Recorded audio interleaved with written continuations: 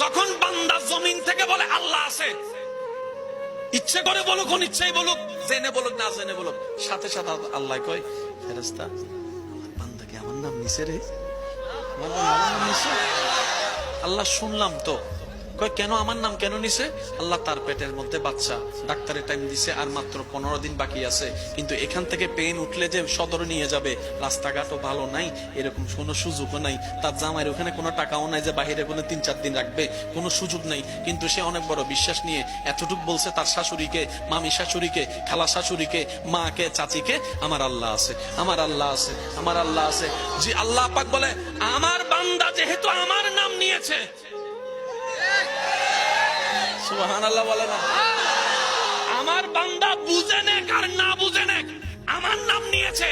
এবার কোরআনের সূরা তালাক আয়াত ডাক দিয়ে বলে, ওয়া মান ইয়াত্তাকিল্লাহ ইয়াজআল লাহু মাখরাজান, যে কোনো বিপদ আপদে ঈমান মজবুত রেখে আমার যে কোনো বান্দা আমি রবের নাম তাওয়াক্কুল করে যদি নেই, আমি আল্লাহ ওয়াদা করলাম, বিবেক বলবে বাঁচার রাস্তা নাই, এমন রাস্তা থেকে আমি তাকে পথ বের করে দিব। বলেন